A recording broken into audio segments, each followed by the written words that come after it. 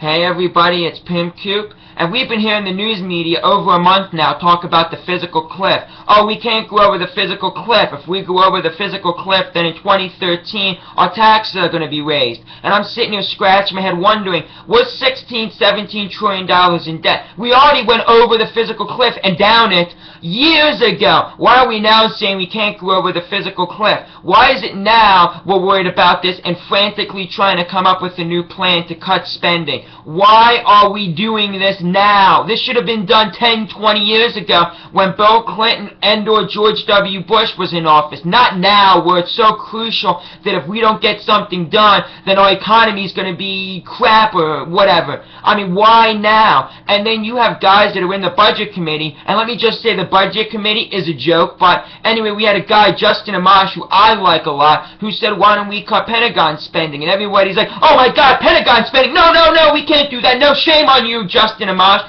And they kicked him out and a couple other people that were in the budget committee who agreed that we should cut some stuff like the Pentagon spending. And they're like, no, we can't have that. And then he had to go on a CNN news program and say, I didn't even know I was kicked off the budget committee until you guys said on these news organizations that I was cut off. I didn't get an email, a phone call, a Facebook or a Twitter, or no information whatsoever that I was cut off. And then he found out later that he was cut from the budget committee because they held some type of vote that said that Justin Amash was the least liked person and part of the budget committee, so they kicked him off because they said he was like a cancer.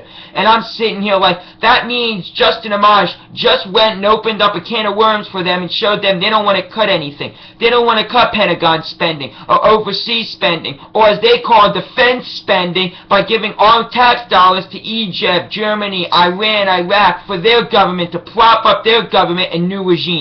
They don't want to cut military spending. They don't want to cut legislative branches to take in too much money like the EPA or No Child Left Behind. They don't want to cut those when we're in financial crisis. They don't want to do anything to fix the finances. They want us to go over the fiscal cliff.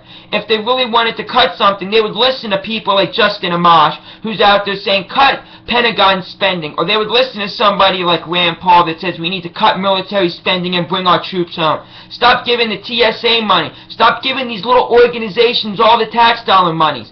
All I think that they're trying to do is find a way that they can spend $1 trillion and save $1 trillion. And let me tell you right now, there's no way that the government could take a tax write-off on this because they are the tax brokers. They're the people we give our taxes to. They're the people that are supposed to be the ones that are supposed to be better savers than American citizens. They have the smartest economists in the world in America working for them, and they can't even get a budget made. And it's so simple. You stop spending, and you collect the taxpayers' dollars, and you don't do anything with it. And you only spend it when need be. You don't spend it and give it to every different organization, plans, and everything you can possibly give it to. You have to save. We're at the point now where saving is crucial, and nobody wants to save in the government except for a few people like Justin Amash who say something that's really smart that everybody who's a Ron Paul supporter, liberty-minded supporter, and economist says you got to save, and you can't spend for Pentagon spending, and then they blow up and say we can't do that, and now you have the problems right now. They don't want to fix anything, they don't want to do anything correct, they just want to find a way to spend $1 trillion and then save $1 trillion, and you can't have both.